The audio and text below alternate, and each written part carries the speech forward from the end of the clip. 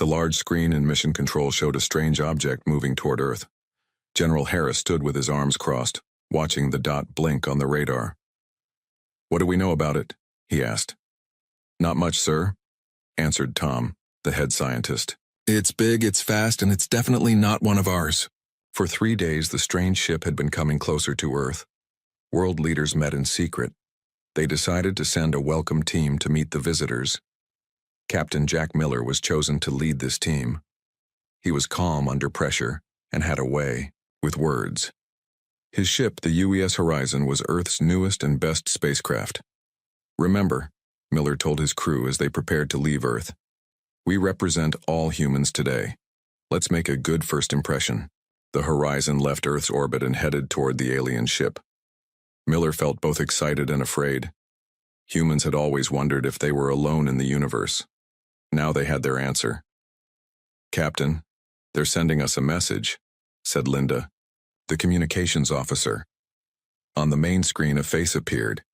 It had gray skin, large black eyes, and no visible nose. The alien spoke, and the computer translated. "Greetings, Earth beings. We are the Dreth. We come from far away and wish to talk with you." Miller stepped forward. "I am Captain Jack Miller of Earth. We welcome you and offer friendship." The alien, who called himself Commander Vex, smiled. At least, Miller thought, it was a smile. "Please, Captain, bring a small team and visit our ship. We have much to discuss." Miller chose 5 crew members to go with him: Linda for communications, Sam the security chief, Dr. Roberts the scientist, and 2 guards named Pete and Mark. They took a small shuttle to the Dreth ship. The inside of the alien ship was impressive. It was much more advanced than anything humans had built. The walls seemed to be alive, changing colors as they walked past. Commander Vex led them to a large room with a round table. "Please sit. We will talk about trade, knowledge sharing, and how our peoples can help each other." For 2 hours the meeting went well. The Dreth seemed friendly and open. They shared information about their star systems and asked many questions about Earth. "Your planet is beautiful," said Vex. "So full of water and life, so different from our dry homeworld." Miller began to relax. This was going better than anyone had hoped. Maybe this was the start of a great friendship between 2 species. Then everything changed. As Miller was looking at some star maps Vex had shown him, he heard a strange sound. He turned to see Sam fall to the floor, a smoking hole in his chest. The other Dreth in the room had pulled out weapons and were shooting at the humans. "Run," Miller shouted, grabbing Linda's arm and pulling her behind a column. The room became chaos. Mark died instantly. Pete managed to shoot one of the Dreth before being hit himself. Dr. Roberts was nowhere to be seen. "Why are they doing this?" Linda cried as they hid. Miller didn't answer. He was looking for a way out. There was a door at the far end of the room, but they would have to cross open space to reach it. "When I say go, run for that door," he whispered. Miller pulled out his pistol and fired at the Dreth, creating a distraction. "Go!" They ran, bullets flying past them. They reached the door and found themselves in a hallway. To their surprise, Dr. Roberts was there, hiding in a small room. "This way," he said. "I think I found where they keep their smaller ships." The 3 humans moved through the alien ship, hiding whenever they heard Dreth approaching. Finally, they reached a bay with several small ships. "Can you fly one of these?" Miller asked Roberts. "I think so. The controls are strange but follow basic physics." They climbed into one of the small ships. Roberts studied the control panel while Miller and Linda watched for Dreth. "I think I've got it," Roberts said after a few minutes. The ship hummed to life. The bay doors were closed, but Roberts found the weapon controls. A blast from the ship's guns blew a hole in the bay doors, and they flew out into space. "Head for the horizon," Miller ordered. Behind them, the Dreth ship was turning, preparing to attack. The small ship barely reached the horizon before the first shots hit. "Emergency takeoff," Miller shouted as they ran onto the bridge. "Get us back to Earth now!" The horizon pulled away, engines at full power. The Dreth ship followed, firing weapons that the horizon barely avoided. "Send a message to Earth," Miller told Linda. Tell them we're under attack and need help. The Horizon raced toward Earth with the Dreth ship following close behind. Other Dreth ships appeared from nowhere, heading straight for Earth. They were never here for peace, Miller said, watching the alien fleet grow larger on the screen. This was planned all along. When they reached Earth, they found battles already starting. The Dreth had attacked the moon base and the space stations. Earth's small defense fleet was fighting back, but they were outmatched. Miller's ship landed at the emergency command center. General Harris was waiting. "Tell me everything," he said as soon as Miller stepped off the ship. After Miller explained what had happened, the general's face grew dark. "So it's war they want," he said. "They think we're weak and easy to defeat." He looked up at the sky where flashes of battle could be seen even in daylight. "They picked the wrong planet to attack," he said. "They have no idea what humans can do when we're fighting for our survival." The first day of the war had begun. Earth was under attack, but its people would not go quietly. The Dreth would soon learn they had made a terrible mistake. The Dreth ships hung in Earth's orbit like dark clouds before a storm. For 3 days they had attacked Earth's space stations and moon bases. Smoke rose from cities where their smaller ships had bombed key targets. In the underground military, base beneath the Rocky Mountains, Admiral Ben Stone watched the battle maps with a grim face. He had lost many good people already, but now it was time to show humanity's true power. "They think they know what we can do," he said to the room full of military leaders from around the world. "They've only seen our public space force. It's time to reveal what we've been hiding." For 50 years, Earth's nations had secretly prepared for this day. While the public saw only small steps into space, behind the scenes, a hidden fleet was built. Ships with technology that even most government officials didn't know existed. Dr. Lisa Reed stood up at the meeting. Her gray hair was tied back tightly, and her eyes showed both worry and determination. "The Dreth scanned our planet before attacking," she explained. "They saw what we wanted them to see. They have no idea about Program Titan." On the large screen, she showed images of massive ships hidden inside hollowed-out asteroids between Mars and Jupiter. Other bases were buried deep under the surface of the moon, and some were even hidden beneath Earth's oceans. "Our scientists have been studying alien technology since the Roswell crash," Dr. Reed continued. "We reversed engineered what we found and made it better. We've been ready for this moment for decades." General Harris, who had barely slept since the first attack, looked up. "How long until we can fight back?" "The hidden fleet is ready now," Admiral Stone answered. "We were waiting for the right moment. The Dreth think they're winning. They've grown confident. That's when we strike." While the leaders talked, ordinary people around the world were showing extraordinary courage. When Dreth forces landed near the city of Denver, they expected easy victory. Instead, they met fierce resistance, not just from soldiers, but from everyday citizens who refused to surrender. In space, small Earth ships seemed to run away from battles, but they were really leading Dreth vessels into traps.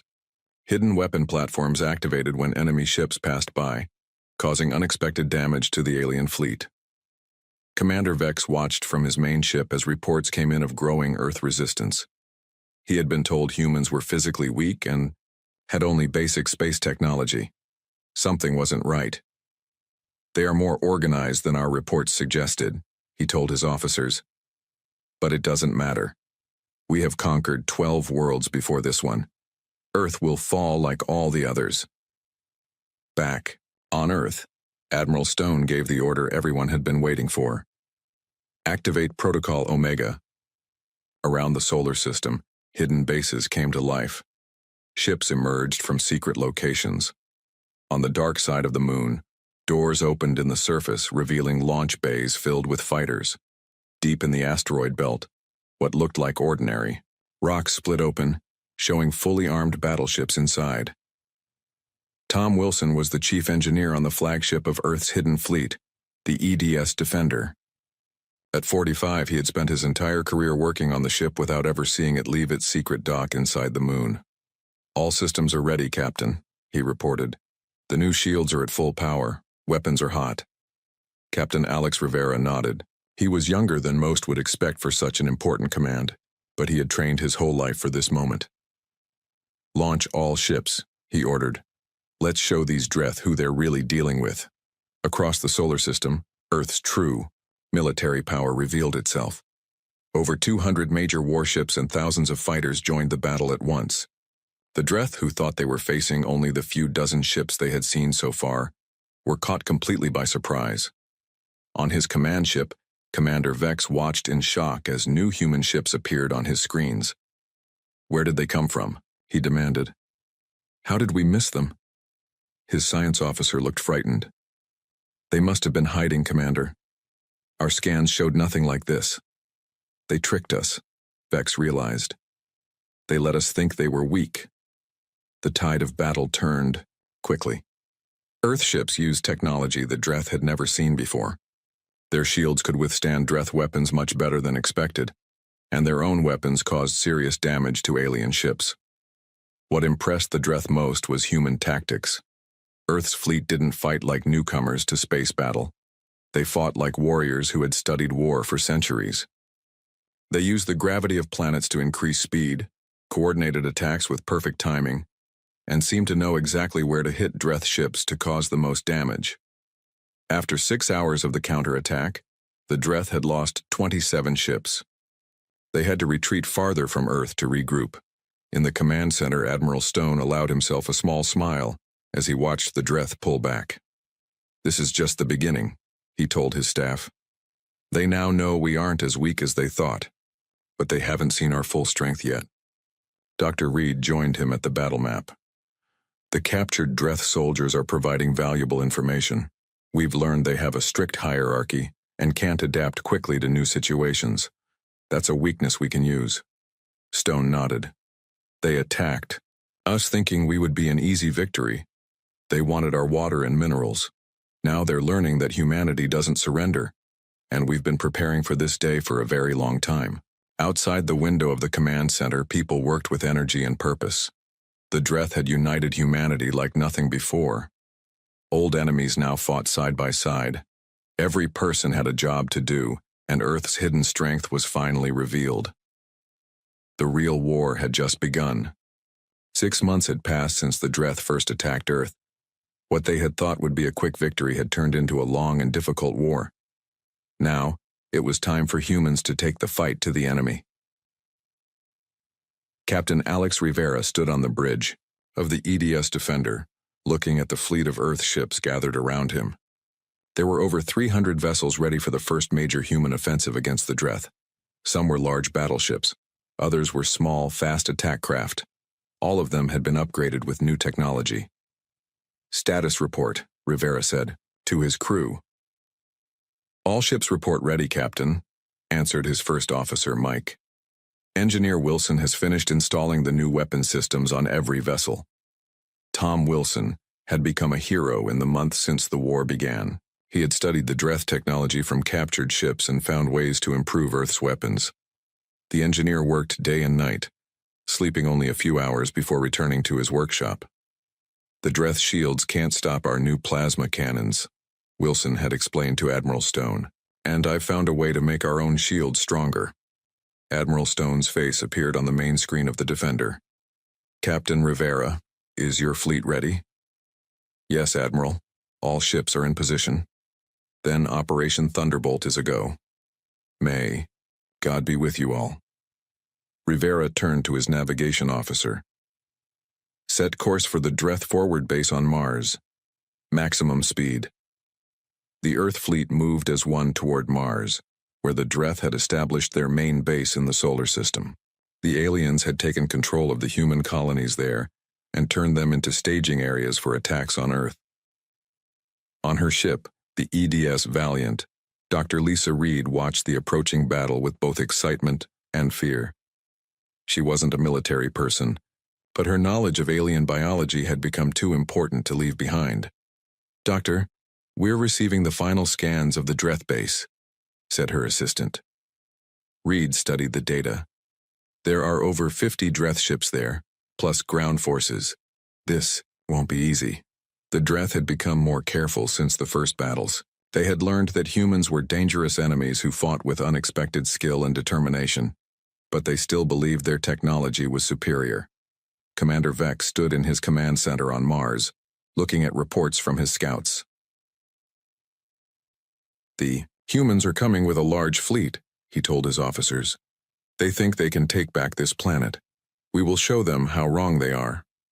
What Vex didn't know was that humans had already infiltrated his base. Major Kate Wright and her Special Forces team had landed on Mars weeks ago, disguised as Dreth supply workers.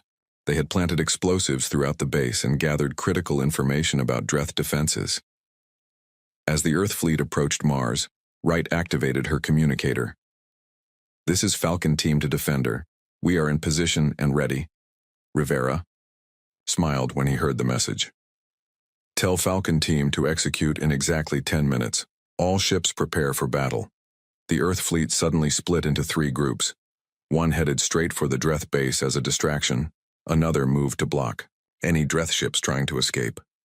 The third, led by Rivera, took a longer route to attack from behind. Inside the Dreth base, Wright looked at her watch. 3, 2, 1, now. Explosions rocked the base as the hidden bombs went off. Dreth soldiers ran in confusion. Defensive. Systems failed. Communication towers collapsed. At the same moment, the Earth fleet attacked. The Dreth ships tried to form a defense, but they were caught by surprise. The new plasma cannons tore through their shields. Earth fighters swarmed around the larger Dreth vessels, targeting their weak points. On the Defender, Rivera watched the battle unfold. Press the attack. Don't give them time to regroup. The Dreth fought back hard. They had more experience in space battles than humans and still had powerful weapons. Several Earth ships exploded under heavy fire. For 3 hours, the battle raged around Mars. The red planet glowed with the light of explosions. Earth forces pushed forward, while the Dreth struggled to maintain their position. Commander Vex realized his base was lost. Prepare my command ship. We must retreat and warn the homeworld. As Vex tried to escape, Rivera saw his chance. All ships, focus fire on the Dreth command vessel. The Earth fleet turned their weapons on Vex's ship. Its shields failed under the combined attack. Before it could jump to safety, the Defender moved in close. Launch boarding parties, Rivera ordered. I want that ship captured, not destroyed. Earth Marines in heavy armor cut their way into the Dreth command ship. They fought through corridors, room by room, against fierce resistance. Finally, they reached the bridge. Commander Vex was captured alive, along with several high-ranking Dreth officers. The ship's computers were intact, containing valuable information about Dreth technology and plans. Back on Earth, Admiral Stone received the news of victory with a solemn nod. The battle had been won, but at a high cost. 17 Earth ships had been destroyed, with thousands of brave men and women lost. Dr. Reed worked day and night studying the captured Dreth. She made an important discovery. The aliens had a weakness in their breathing system. They couldn't handle certain gases that were harmless to humans. This could be the key to winning the war, she told Admiral Stone. We can develop weapons that target this weakness. Stone looked at the star map showing Dreth territory. It's time to take the fight to them. They came to our home and attacked us without mercy. Now they will learn what happens when you make an enemy of humanity. The first major human victory had been achieved. Mars was free again. The captured Dreth command ship would provide technology to make Earth's fleet even stronger. And the intelligence gained from prisoners would help plan the next phase of the war. Humanity was no longer just defending itself. Now, it was ready to strike back. The massive Earth fleet gathered at the edge of the solar system. Over 500 ships, from small fighters to huge battleships, prepared for the most daring mission in human history, the invasion of Dreth space. Admiral Stone stood on the bridge of the flagship, the EDS Avenger. This ship was Earth's newest and most powerful weapon, built using technology taken from captured Dreth vessels. All ships report ready, Admiral, said the communications officer. Stone nodded. Then it's time. Send the final message to Earth. Back on Earth, people gathered around screens to hear the Admiral's words. Today, humanity takes the fight to those who attacked us without cause or mercy. We go not just to win a war, but to free other species who suffer under Dreth rule. We go to show the galaxy that Earth stands for justice. On the Avenger, Major Kate Wright checked her team's equipment one last time. Her Special Forces unit had trained for months for this mission. They would be the first humans to set foot on the Dreth homeworld. "Ready, Major?" asked her second-in-command, Rob. "As ready as we'll ever be," she answered. "Let's make Earth proud." Tom. Wilson rushed into the room carrying what looked like small gas masks. "These are ready just in time," he said, handing them out. "They'll protect you from any harmful gases but still allow you to use Dr. Reed's special weapon." The special weapon was a gas that affected the Dreth breathing system. It wouldn't kill them, but would make them weak and confused for several hours. Captain Rivera entered the bridge of his ship, the Defender. "Jump drives ready?" "Yes, Captain," his navigation officer replied. "Coordinates are set for the Dreth system. All ships report jump capability functioning." Rivera took a deep breath. The jump drive was new technology, developed from studying Dreth ships. It would allow the fleet to travel vast distances almost instantly. This would be its first major test. This is Captain Rivera to all ships. Prepare for jump in 3, 2, 1. Now! A bright flash of light surrounded each ship. For a moment, the crews felt like they were being stretched and compressed at the same time. Then, suddenly, they were in a new star system, looking at planets they had only seen in scans before.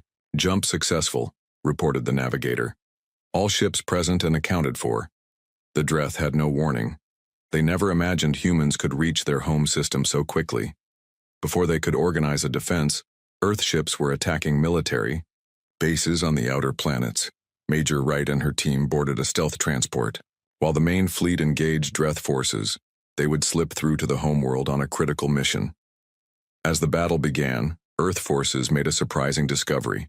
Several ships approached that were clearly not Dreth design. "Hold fire on those vessels," Rivera ordered. "They're trying to communicate." A face appeared on the screen, a being with blue skin and 4 eyes. It spoke in broken English. "We are Trell. We fight Dreth too. They take our world long ago. You help us?" Admiral Stone quickly agreed to an alliance. The Trell weren't the only ones. As the battle continued, 2 other enslaved species joined the humans. The Dreth had many enemies among those they had conquered.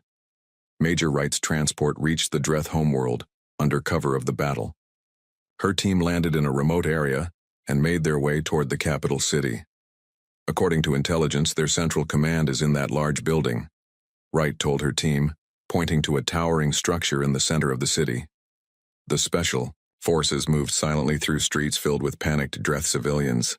They weren't there to harm ordinary people. Their target was the Dreth High Command, the leaders who had ordered the attack on Earth.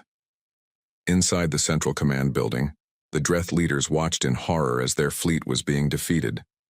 Reports were coming in of rebellions on 3 conquered planets. Everything was falling apart. "How did they find us so quickly?" demanded the High Commander.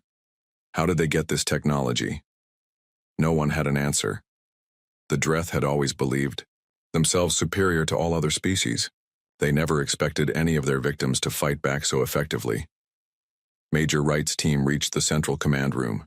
Using their special gas weapons, they quickly neutralized the guards without killing them. When they burst into the command center, the Dreth leaders were too shocked to resist. "In the name of Earth and all the worlds you've attacked, you are now prisoners of war," Wright announced. While Wright secured the Dreth leadership, Admiral Stone led the space battle. The combined forces of humans and the formerly enslaved species overwhelmed the Dreth fleet. Ship after ship surrendered or was destroyed. Captain Rivera received an emergency message. A single Dreth battleship had broken away from the battle and was heading toward Earth at high speed. "They're making a suicide run," Rivera realized. "They have a planet-killer weapon on board." The Defender gave chase, pushing its engines beyond safe limits. They caught the Dreth ship halfway to Earth. After a fierce battle, Rivera's crew managed to disable it. When boarding parties entered the Dreth vessel, they found the planet-killer weapon, a device capable of causing Earth's sun to go supernova. The Dreth were willing to destroy an entire star system rather than accept defeat. Back on the Dreth homeworld, Major Wright discovered files showing the real reason for the attack on Earth. The Dreth leaders had observed humans for decades and became afraid, not of what humans were, but of what they might become. They saw our potential, Wright told Admiral Stone via communication link. They saw how quickly we advanced and how adaptable we are. They attacked us because they were afraid. We would someday surpass them. Admiral Stone looked out at the stars from his ship's bridge. Then their worst fear has come true. We have surpassed them, not just in technology, but in spirit. We fight not just for ourselves, but for freedom everywhere. The war wasn't over, but a major victory had been won. Humanity had taken the fight into enemy space and succeeded beyond all expectations. The Dreth Empire was crumbling, and a new alliance of free worlds was beginning to form. The war had lasted 18 months. What began as an unprovoked attack on Earth had turned into the greatest challenge the Dreth Empire had ever faced. Now, the final battle was about to begin. Admiral Stone stood on the bridge of the Avenger, looking at the tactical display. The remaining Dreth forces had gathered at their last stronghold, a massive space station orbiting their homeworld. The combined fleet of Earth and its new allies surrounded them, cutting off all escape routes. "Send the message," Stone ordered. The communications officer nodded. "Channel open, sir." Stone spoke clearly and calmly.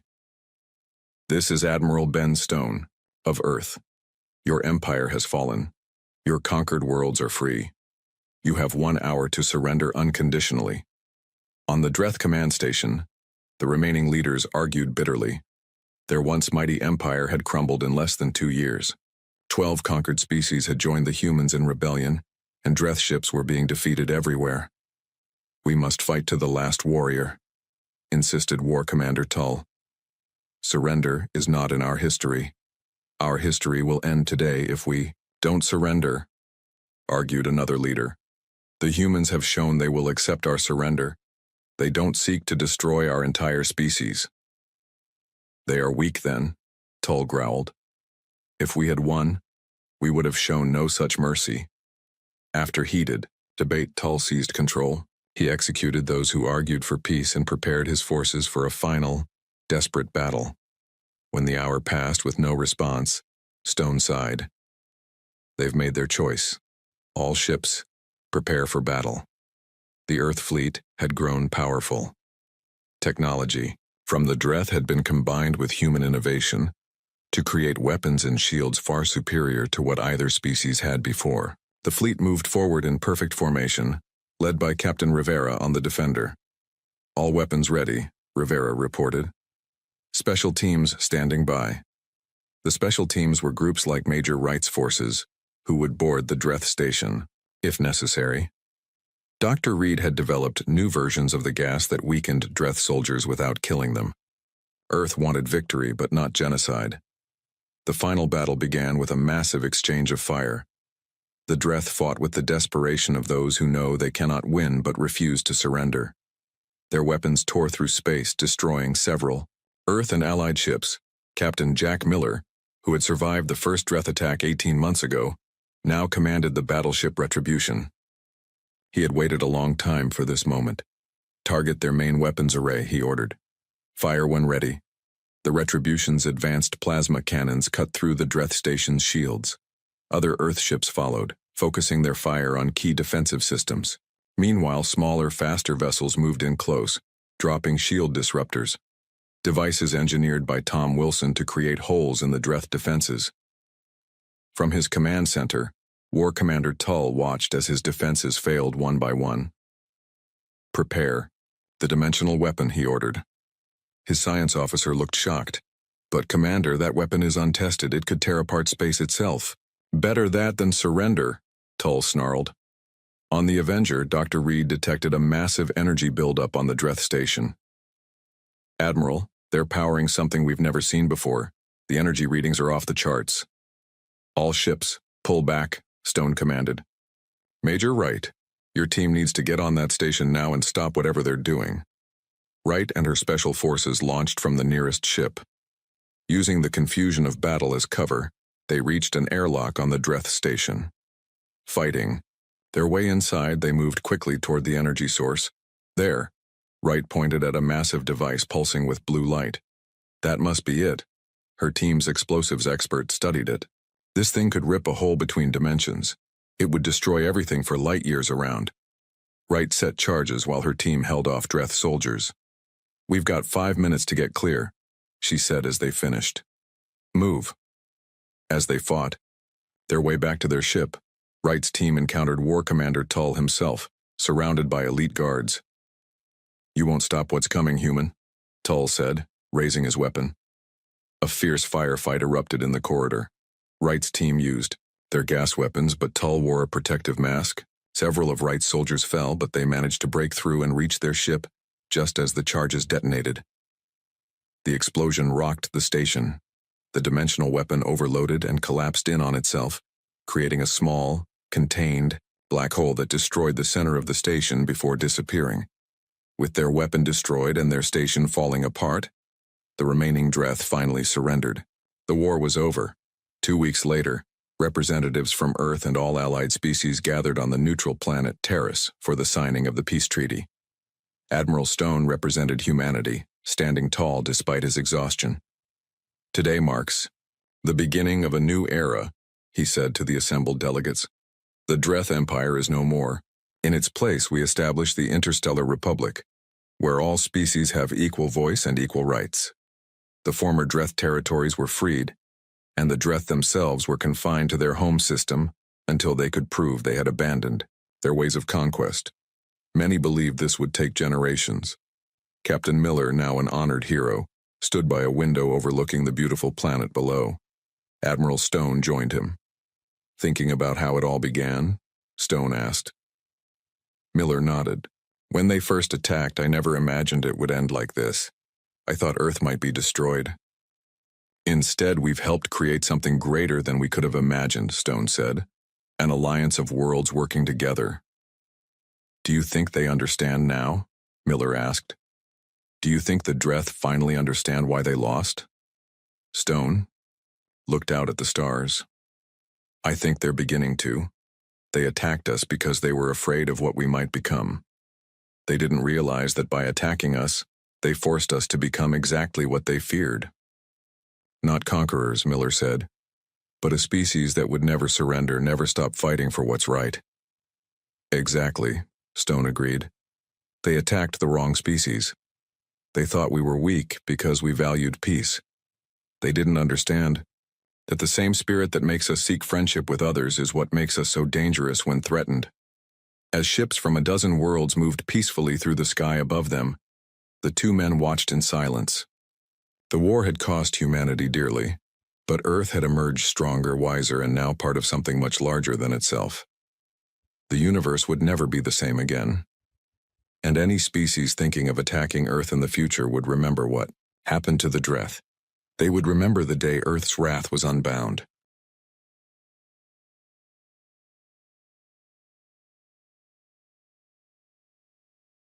Officer Threll stared at the blinking red warning lights across his command console. His slender blue fingers moved quickly over the controls, but nothing changed. The small scout ship continued to drift deeper into uncharted space, its main engines dead and auxiliary power fading. "Status report," Threll said to the ship's computer, his voice steady despite the growing fear in his chest. "Main reactor. Failed. Backup power. 23% and falling. Life support, limited to 14 days at current usage. Navigation, offline. Communications, emergency beacon active. Range reduced to nearest 300 light years." The computer responded in its flat voice. Threll closed his large black eyes and took a slow breath. The Coalition had strict rules about deep space missions. Everyone who signed up knew the risks. If you went beyond normal patrol routes and something went wrong, no rescue would come. It was simple math to them. The resources needed for deep space rescue missions were too great to justify saving a single life. The ship floated silently through the void, stars shining coldly through the viewport. Threll had been mapping an unexplored sector when a strange energy surge had fried his ship's main systems. Now he was just another piece of space debris drifting between the stars. "Computer, send another distress call. Full emergency protocol," Threll ordered, though he knew it was probably pointless. "Transmitting distress signal on all coalition frequencies," the computer confirmed. Threll got up from his seat and moved to the small living area of his scout ship. The room, normally lit with soft blue light, now glowed with the red of emergency lighting. He picked up a water pouch and drank slowly, trying to make his supplies last. For 3 days, Threll kept busy by running diagnostics and attempting repairs. On the 4th day, he admitted to himself that the damage was too severe. Without proper tools and replacement parts, the ship would never fly again. "Computer, record log entry," Threll said, sitting back at the command console. "Recording. Scout log, day 4 of emergency status. All repair attempts have failed. I am now officially declaring this vessel lost. Per Coalition protocol, I will maintain life support as long as possible, while continuing to broadcast distress signals. I hold no expectations of rescue at this distance from established routes." Threll paused, then added, "If any Coalition vessel recovers this log, please inform my family on Tressia that I completed my duty to the end." As days passed, Threll developed a routine. He would wake, check the ship's failing systems, eat a small meal, record a log entry, and then spend hours staring at the stars or reading from his small collection of books. Sometimes he would exercise in the limited space to keep his body from weakening too quickly. By the 10th day, the temperature on the ship had dropped significantly as the environmental systems struggled to function on minimal power. Threll wore his full uniform and wrapped himself in emergency blankets to stay warm. The lights were dimmed to save energy, leaving most of the ship in shadows. "Computer, how much power remains?" Threll asked, his breath visible in the cold air. "Power reserves at 9%. Estimated time until complete system failure, 76 hours. Threll nodded silently. 3 more days. He had known this was coming, but hearing it stated so plainly made it real. He thought about his homeworld, about the family he would never see again, about the career that had led him to this lonely end. That night, as Threll tried to sleep, the ship drifted through a field of cosmic dust, creating small pinging sounds as particles hit the hull. It sounded almost like rain to his ears, reminding him of storms on Tressia. He found the sound comforting, a natural phenomenon in the emptiness of space. On day 12, with power down to 5%, Threll made a decision. He would shut down everything except the emergency beacon and life support.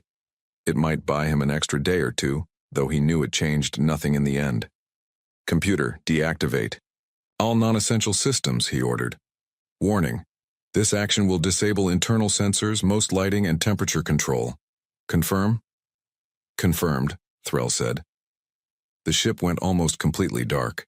Only the soft glow of the life support indicator and the rhythmic blinking of the emergency beacon broke the darkness. Threll sat wrapped in blankets, alone with his thoughts in the quiet ship. He pulled out a small metal object from his pocket. A family token given to him by his mother when he first joined the Coalition fleet. It was supposed to bring good luck. Threll smiled sadly at the thought. On day 13, Threll began to feel the effects of low oxygen levels. His thinking became sluggish, and he found himself drifting in and out of consciousness. He no longer felt the cold. In his more lucid moments, he recorded final log entries, speaking of his acceptance of his fate and expressing gratitude for the life he had lived. "Computer," Threll said weakly, "how long until life support failure?" "Life support systems will fail in approximately 18 hours, the computer replied, its voice seeming distant to Threll's ears. Threll nodded and closed his eyes.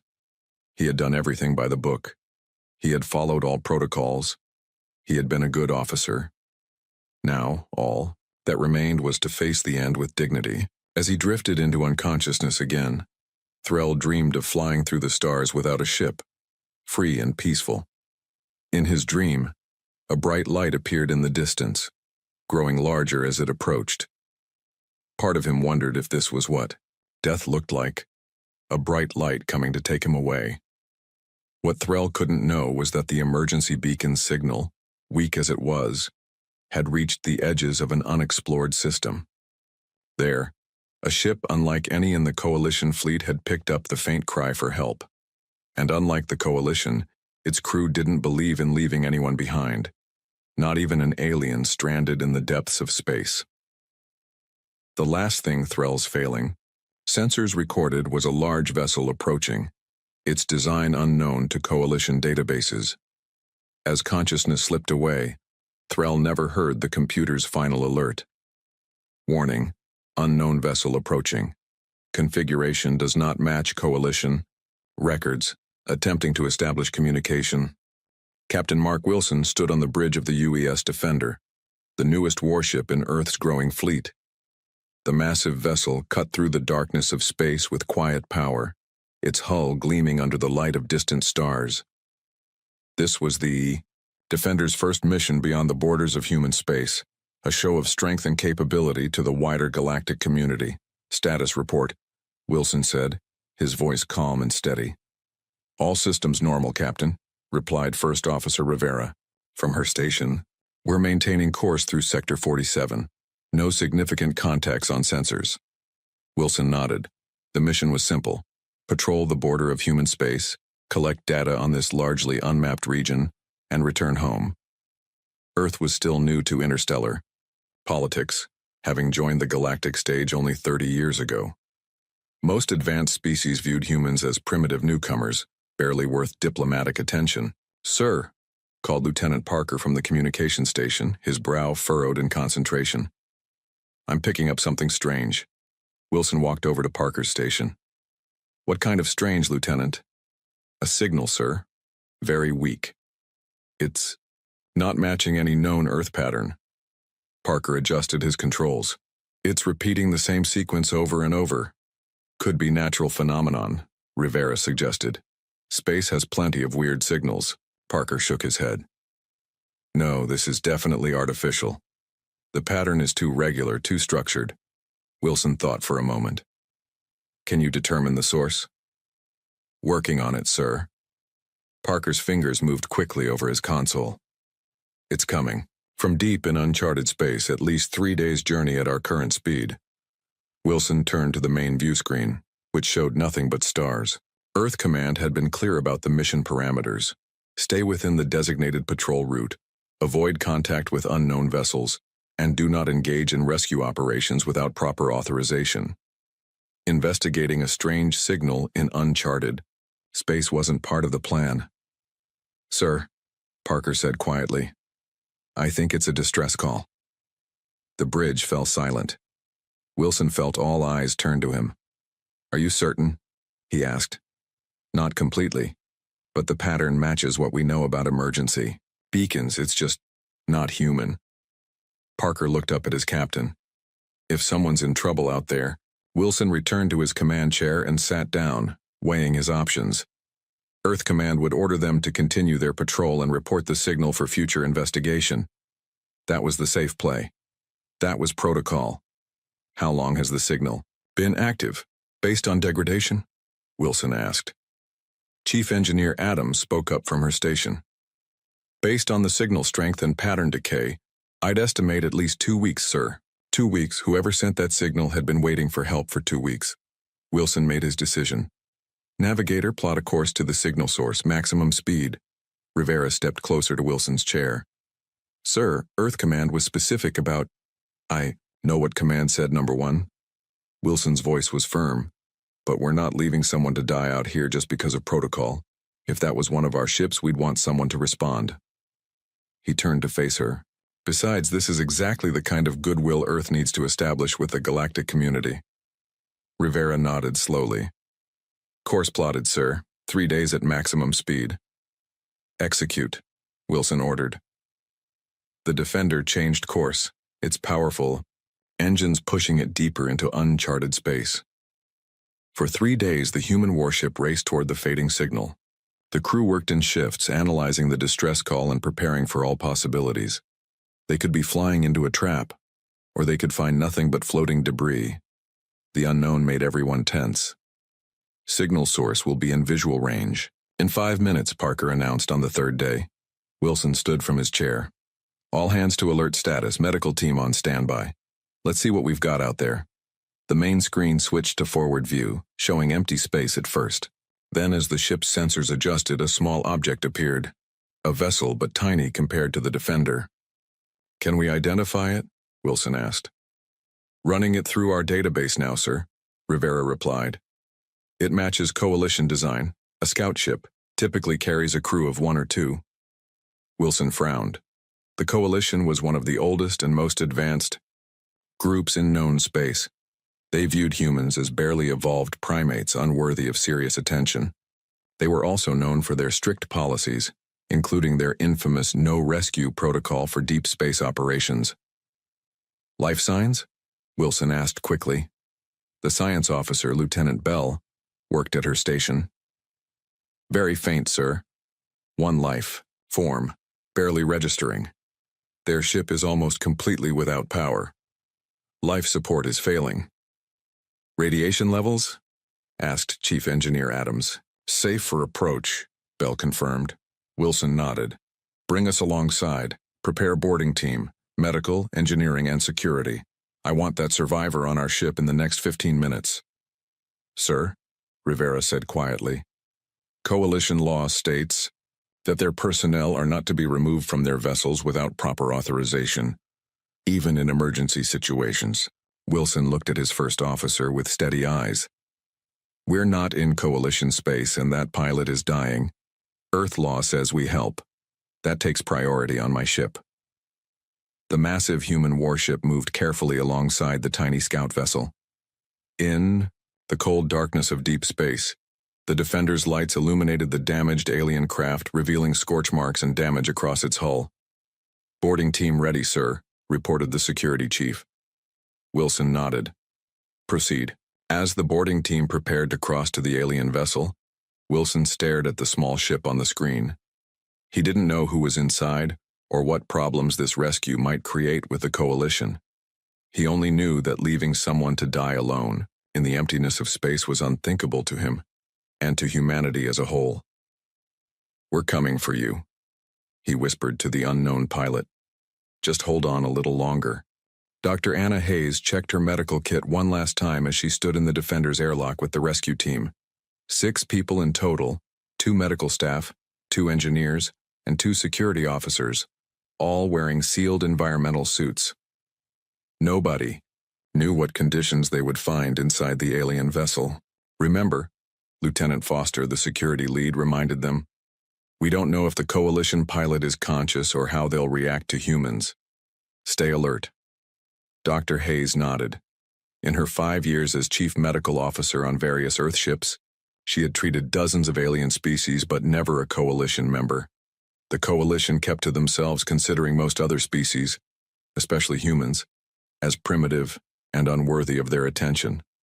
Docking complete, came the captain's voice through their comms. You are clear to proceed. The airlock cycled, and the team moved through the connecting tube into the Coalition scout ship. Immediately, they were struck by the cold. Their suit sensors showed the temperature was barely above freezing, and oxygen levels were dangerously low. Life supports almost completely failed, Engineer Patel noted, checking readings on his equipment. Power reserves at less than 2%. Hayes looked around the darkened ship. It was small, clearly designed for 1 or 2 crew members on short missions. Red emergency lighting cast eerie shadows across the alien control panels and living space. Life sign detector shows our survivor is in the forward compartment, Hayes said, moving carefully through the ship. The team followed, their helmet lights cutting through the darkness. They found the Coalition officer slumped in a chair near the main controls. The alien was humanoid but clearly not human. Blue-tinted skin, a slightly elongated head, and 4-fingered hands. He wore what appeared to be a uniform, though the color was hard to determine in the red emergency lighting. Hayes knelt beside the unconscious alien, running her medical scanner over his body. He's alive, but barely. Severe hypothermia and oxygen deprivation. We need to move fast. Is it safe to move him? Foster asked. We don't have a choice, Hayes replied. He'll die if we leave him here.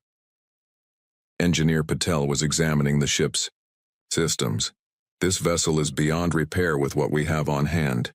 The main power core is completely fried. Can we recover the ship's logs? Foster asked. Might tell us what happened. I'll try, said the second engineer, Rodriguez. But I'll need to hook up our portable power unit just to access the computer.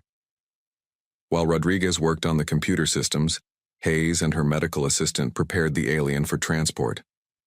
They carefully placed him on a stretcher, attaching portable life support equipment to stabilize him. Captain, Foster called over the comm. We've found one survivor, critical condition. Request immediate medical evacuation. Understood, Wilson replied. Medbay is standing by. As they prepared to move the alien, Rodriguez called out from the computer station. I've got partial access to the logs. Last entry was 13 days ago. Looks like they had some kind of power surge that fried their main systems. 13 days, Hayes said quietly. He's been drifting out here alone for 13 days. She checked her scanner again. It's a miracle he's still alive. With careful movements, they carried the stretcher back through the small ship to the airlock. Hayes noticed a small metal object clutched tightly in the alien's hand, some kind of personal item that seemed important to him. She made sure it remained with him as they moved. Once aboard the Defender, they rushed the alien to the medical bay. The well-lit, warm environment was a stark contrast to the cold, dark scout ship they had just left. The medical team had already set up a containment area, not for quarantine, but to create an environment that might be more suitable for a coalition species. Get me the xenobiology database, Hayes ordered as they transferred the alien to a medical bed. I need everything we have on coalition physiology. Medical assistant Lynn quickly brought up the information on a screen. Not much here, Doctor. The coalition doesn't share medical data.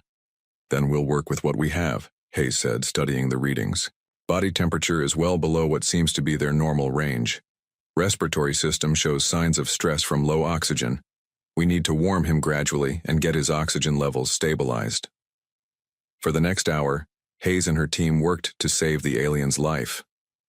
They adjusted environmental controls to match what little they knew of coalition biology, administered carefully calculated treatments, and monitored every change in his condition.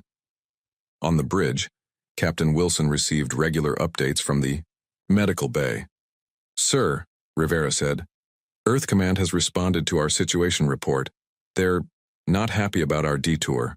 Wilson had expected this. What specifically are they unhappy about, number one? They cite 3 direct violations of mission parameters and a potential diplomatic incident with the coalition, Rivera replied. They've ordered us to return to our patrol route immediately. Wilson looked at the view screen, where the small coalition vessel still floated, dark and powerless. And the survivor? They say to leave him on his ship with emergency supplies until a coalition vessel can be dispatched, Rivera said, her voice tight with disapproval. Wilson stood from his chair. That would be a death sentence, and they know it. He shook his head. Wait and tell Earth Command that we've already taken the survivor aboard for medical treatment, as required by galactic rescue protocols and basic human decency. We will complete our rescue operation before returning to patrol. Sir, that's directly disobeying. I know what it is, number one.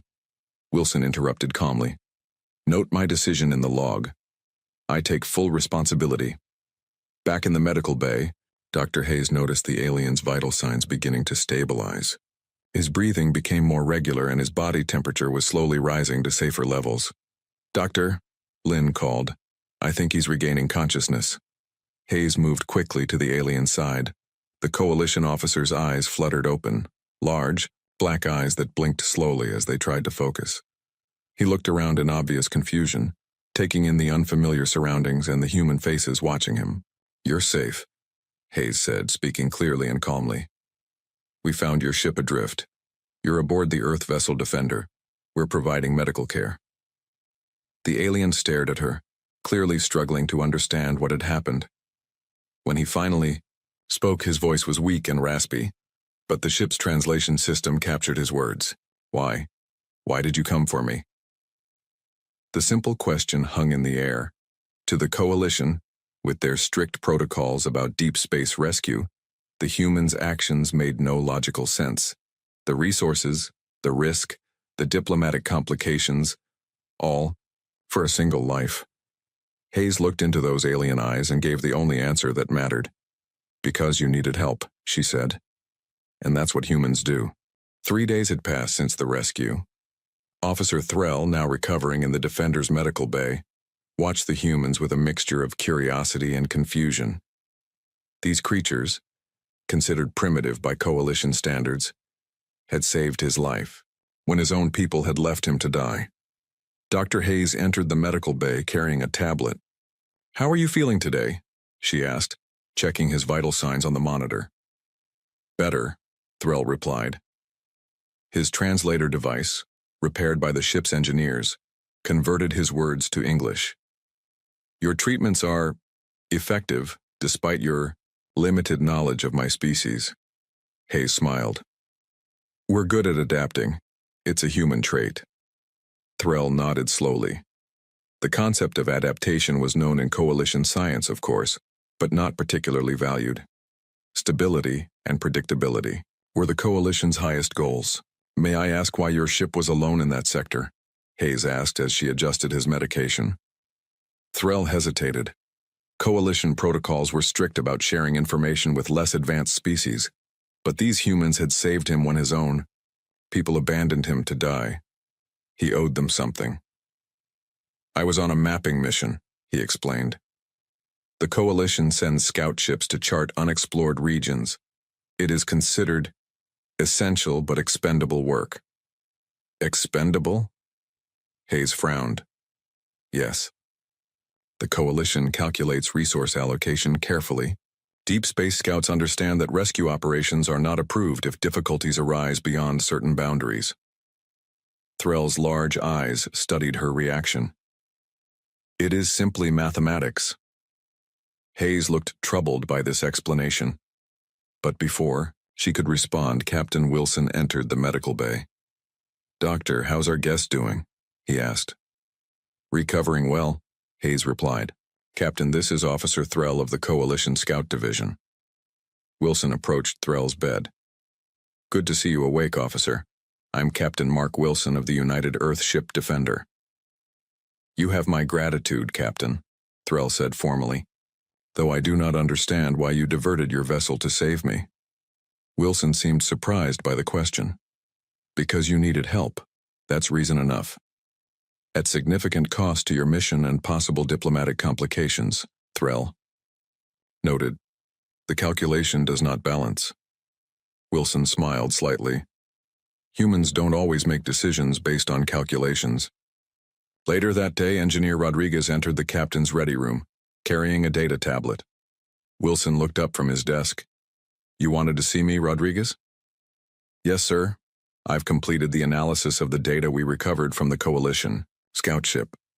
Rodriguez placed the tablet on the desk. "There's something you should see." Wilson picked up the tablet and studied the display. His expression grew increasingly troubled as he swiped through the information. "Are you certain about this?" he asked. Rodriguez nodded. "The data is intact, sir. Once we connected our power supply, we were able to recover almost everything from their systems." Wilson leaned back in his chair. "Get Officer Threll up here. I think we need to have a conversation." 30 minutes later, Threll sat across from Wilson in the ready room. First Officer Rivera stood nearby, her face showing carefully controlled anger. "Officer Threll," Wilson began, "we've analyzed the navigation data from your ship. According to this information, you weren't in unexplored space at all. You were actually in a sector that has been well mapped by several species, including humans." Threll's face showed genuine surprise. "That's not possible. My mission orders were clear. Chart unexplored Sector 87 Delta." Wilson slid the tablet across the desk. "Look at these star charts. This is the actual location where we found you compared to official Coalition maps." Threll studied the screen, his fingers moving across the display. "This can't be right. According to this, I was in Sector 42 Beta, not 87 Delta." He looked up at Wilson. "But that would mean that you were given false coordinates," Rivera finished for him. sent to a sector that your leaders knew was already mapped, but labeled as unexplored in your orders. And there's more, Wilson said quietly. We found records of 17 other Coalition scout missions to supposedly unexplored sectors over the past Earth year. All of them list the scouts as lost in service. Threll's hands trembled slightly as he set down the tablet. I don't understand.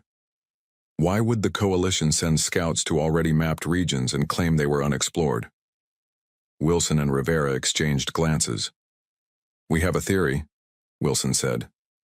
These falsely labeled unexplored sectors form a pattern. They create a buffer zone around regions of space where human ships operate. By declaring these areas dangerous and unexplored, the Coalition keeps their regular vessels away. And by sending expendable scouts who are not expected to return, they maintain the fiction that these are dangerous unmapped regions, Threll finished, his voice hollow with realization. But why? Rivera stepped forward. We believe they're deliberately keeping Coalition citizens away from human space. Your leaders don't want their people to have contact with us. That's not all, Rodriguez added from the doorway. With your permission, Captain? At Wilson's nod, the engineer entered and took the tablet. He brought up new information on the screen. The power surge that damaged your ship wasn't an accident, Rodriguez explained to Threll. Your ship's systems were designed to fail after a certain period in these sectors. We found a hidden program in your main computer core. Threll stared at the evidence on the screen. His entire career, his loyal service to the Coalition, the friends he had lost on similar missions, all of it had been built on lies. My people, he began, his voice unsteady. We're taught that humans are primitive, dangerous, barely evolved from animals, that your technology is crude and your society chaotic. He looked around the advanced ship, at the humans who had risked everything to save him.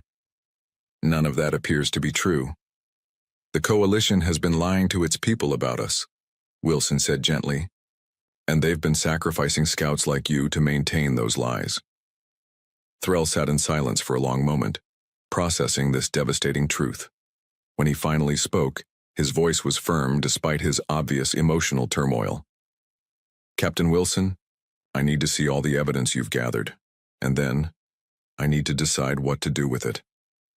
Wilson nodded solemnly. Take all the time you need, Officer Threll. You're safe here. As Threll left with Rodriguez to examine the full data, Wilson turned to Rivera. This just got a lot more complicated than a simple rescue mission, he said quietly. Rivera's expression was grim. Sir, if the Coalition discovers that we've exposed their deception to one of their officers, I know, Wilson replied. But we couldn't just leave him out there to die, and we can't hide the truth from him now. So what do we do? Rivera asked. Wilson looked out the viewport at the stars beyond. We let Officer Threll make his own choice, and then we stand by him, whatever he decides. Officer Threll stood before the main view screen on the Defender's bridge, watching as a Coalition diplomatic vessel approached. After a week aboard the human warship, his strength had fully returned, but his mind remained troubled. The evidence the humans had shown him was undeniable. The Coalition had been sacrificing scouts like him to maintain a wall of lies between their people and humanity. They're hailing us, Lieutenant Parker reported from the communication station. Captain Wilson nodded. On screen, the view screen changed to show a stern-faced Coalition official. High Commander Vex's expression didn't change when he spotted Threll standing among the humans. Captain Wilson of Earth, Vex said coldly. You have interfered in Coalition operations and taken one of our officers aboard your vessel without authorization. This is a serious diplomatic violation. Wilson stepped forward. High Commander, we responded to a distress signal and rescued a dying officer who had been abandoned by his own people. Under galactic rescue protocols which the Coalition signed, we were obligated to render aid. Vex's eyes narrowed.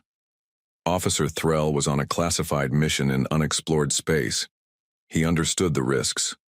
We demand his immediate return, along with his vessel and all data recovered. Threll felt anger rising within him. A week ago, he would have accepted Vex's words without question. Now he knew better. Commander Vex, Thrall said, stepping forward. I was not in unexplored space. According to verified star charts, I was in Sector 42 Beta, a well-mapped region that borders human territory. A flash of concern crossed Vex's face before his expression hardened again. You are confused from your ordeal, officer. Return to Coalition custody and all will be explained. I've seen the evidence, Thrall continued. My ship was programmed to fail, just like the 17 other scout ships sent to the same regions in the past year. All those officers, my friends, deliberately sacrificed. Vex's voice became dangerous. Officer Thrall, you are speaking of classified matters to outsiders. This is treason against the Coalition. Captain Wilson moved to stand beside Thrall. Hi, Commander, we're sending you a data package. It contains everything we've discovered about the Coalition's deception program. We've already transmitted copies to the Galactic Assembly and several independent worlds. Vex's face paled. You have no right. Actually, we do, Wilson interrupted. The intentional sacrifice of personnel and falsification of navigation data violates 6 different galactic treaties that the Coalition has signed. The Assembly has already called for an emergency session. The bridge fell silent as Vex processed this information. When he spoke again, his voice was cold with fury. Officer Thrall, for the final time, I order you to return to Coalition custody. Thrall looked at the human crew around him, people who had risked their careers and lives to save a stranger from another species. Then he looked back at Vex, representing the civilization that had raised him, trained him, and then sent him to die for a lie. I request asylum with the humans, Thrall said firmly, and I formally request to testify before the Galactic Assembly about Coalition practices. Vex's face contorted with rage. You betray your entire species for these primitives. You are now an enemy of the Coalition. The transmission cut off abruptly. Captain Wilson turned to Thrall. Are you sure about this? They'll never take you back. Thrall nodded slowly. My life was already forfeit in their calculations. At least this way, my death will have meaning. Who said anything about dying? Wilson asked with a smile. You're under Earth's protection now. 2 weeks later, Thrall stood before the Galactic Assembly on the neutral world of Centris. Representatives from over 200 spacefaring civilizations listened as he presented the evidence of the Coalition's systematic sacrifice of scouts and deliberate isolation of their citizens from human contact. The Coalition leadership has maintained power through deception, Thrall explained to the Assembly. They teach that humans and other younger species are primitive and dangerous, while secretly eliminating anyone who might discover the truth. They sent me and many others to die alone in space, rather than risk their lives being exposed. The Coalition representatives objected repeatedly, but the evidence was too thorough to dismiss. When Thrall finished his testimony, the chamber erupted in heated discussion. Captain Wilson and Dr. Hayes waited for him outside the assembly chamber. How do you feel? Hayes asked as Thrall emerged. Strange, Thrall admitted. I have spoken against everything I was raised to believe in, yet I feel lighter. Wilson nodded in understanding. That's how the truth works sometimes. A messenger approached them. The assembly has reached a preliminary decision. They're requesting your presence. Back inside the chamber, the assembly leader, a tall, willowy being from an ancient civilization, addressed the gathering. Based on the evidence presented, the assembly finds that the Coalition has violated multiple treaties and galactic laws. Sanctions will be imposed until reforms are implemented. Additionally, all Coalition territories bordering human space will be placed under neutral observation. The Coalition delegation sat in stony silence as the leader continued. Furthermore, any Coalition citizens who wish to learn about or contact other species, including humans, will be granted protection under Assembly law. In the days that followed, news of the Assembly's decision spread throughout Coalition space. Despite government attempts to suppress the information, the truth reached many worlds. Thousands of Coalition citizens, long curious about the supposedly primitive humans, began requesting contact or even passage to human space. On the Defender's observation deck, Thrall watched the stars as the ship prepared to return to Earth. Captain Wilson joined him. The Coalition representatives are still demanding your return, Wilson said. But the Assembly has formally granted your asylum request. You're officially under Earth's protection. What happens now? Threll asked. That's up to you, Wilson replied. Earthfleet has offered you a position as a cultural liaison. Your knowledge would be invaluable as more Coalition citizens make contact with us. Threll considered this. A week ago I believed I would die alone in space, faithful to the end to a government that had already written me off as an acceptable loss. He turned to face Wilson. Now I have the chance to build bridges between our peoples, to replace lies with understanding. It won't be easy, Wilson warned. The Coalition leadership won't give up their power without a fight. No, Threll agreed. But they've already lost their most powerful weapon, isolation. Once people see the truth with their own eyes, they can never go back to believing the lies. As the Defender set course for Earth, reports came in from across the galaxy. Coalition border patrols were standing down. Coalition citizens were requesting information about humans and other species. Coalition scholars were sharing long-hidden research. A revolution had begun, not with weapons or violence, but with something far more powerful. The simple human belief that no one should be left to die alone in the darkness of space.